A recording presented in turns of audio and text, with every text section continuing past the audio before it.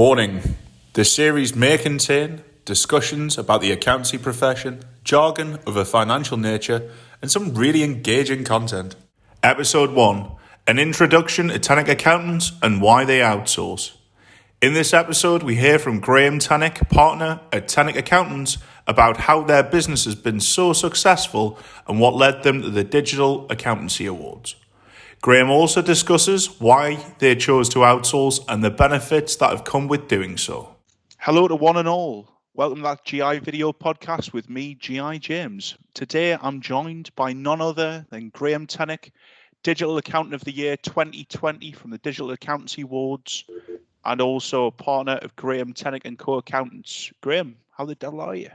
I'm really good, James. How are you? I'm very well indeed, thank you. I did want to have a nice Northeast song doing the introduction for this, but I don't think the good people at YouTube would allow that for copyright infringement and whatever else. But nice to be back with a Northerner, mate. It certainly is. And it'll be testing the subtitles for people listening, so what can we say? Indeed, we know that person who shall remain nameless for the purpose of this recording here. But no, Graeme, thanks for joining us again.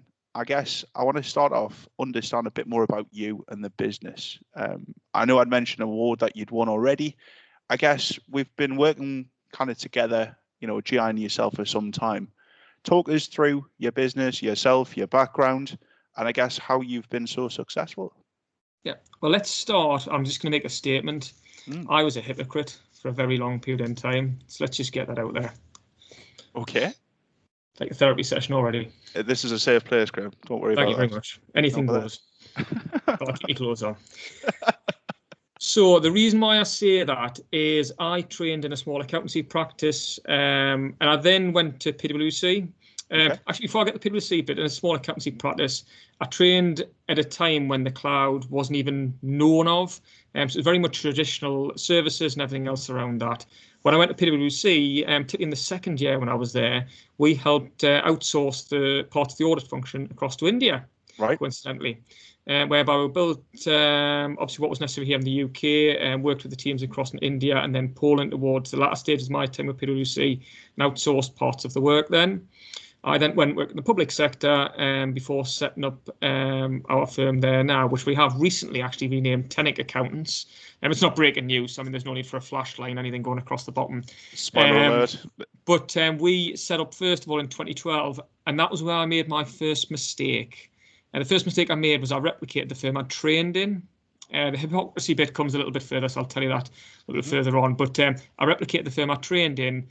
And it wasn't until about 2016/2017 where I started realizing how far behind the curve I was from a technological side of things. Right. And at that stage, 2016/17, I was like, wow, margins are diminishing. It's becoming ever more competitive. And I just didn't have a real differentiating edge. So at that point there, I thought, right, I need to stop being such a tight Northerner. I corrected myself there just in case I didn't want to swear just yet. Thank you for that. And I thought, right, rather than be just self-sufficient, let's go down the technological path. But I am an impatient little, well, let's just say bugger. I just want to get there and I want to get there yesterday. Yeah. So I made a whole load of mistakes on the technological path. Still had a team in the UK, but we expanded very quickly to own our own offices. So we bought those back in 2013, had a team of up to 15 in the middle of 2020. But we'd invested a lot in software leading about 2019, where we just wasted money trying to catch up with things. It just wasn't quite functioning correctly.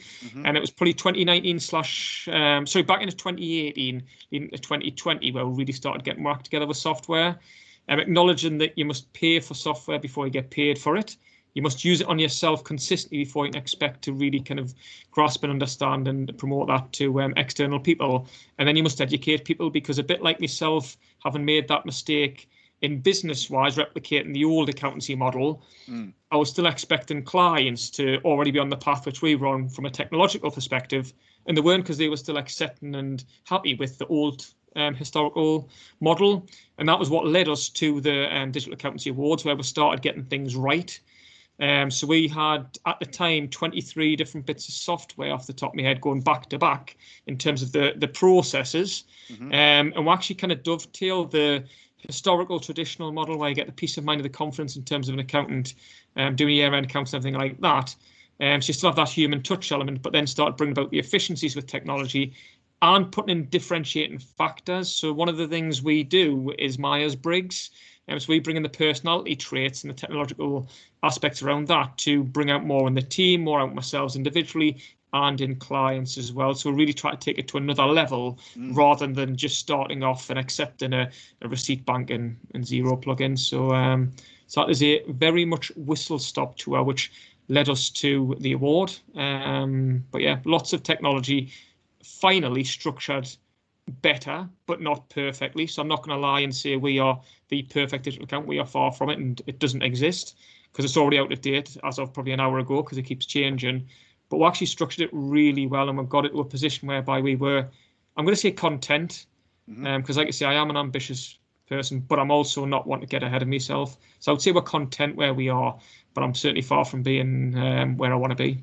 Fantastic. Thanks for that summary, by the way. And I guess great news and congratulations on your success thus far and everything to come in the future, really, chap. Oh, thank you. There was a point raised which has really resonated with the point that you've made there. You know, that adoption of technology, using technology to its full, actually going above and beyond the curve and I guess the way of working with technology to make the most out of it. Technology can do so much nowadays. Why do you outsource? Well, this is where the hypocrisy comes in. So let's start on the technology sort of side of things, then let's go on the outsourced bit.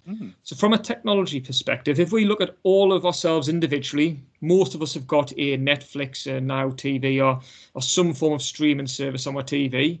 I've used an Uber and things like that. But so few of us, certainly a couple of years ago, or a good few years ago in our instance, used it in our own business. And you just think, why not? You then try to encourage your customers to use technology more in their business whilst you're still not fully using it in your own. And that's the start of where the hypocrisy comes in. We, as accountants, now I can say this, and I'll probably insult some people by saying it, but being one, I'm happy to insult myself in saying it. We are really unselfish and give some great advice, but often don't follow our own advice. And it's because of good reasons for it. I say good reasons, not justifiable, but we're just too nice. It's a case we've got to look inwards in our own businesses sometimes rather than just looking outwards and taking the advice we're passing out. So that's the first part of hypocrisy, which I referred to earlier on. The second part for me personally was it took me far too long to engage with yourselves in terms of getting a member of staff overseas, even though many, many years ago it was exactly what I was doing at PwC. Why the heck did it take me so long?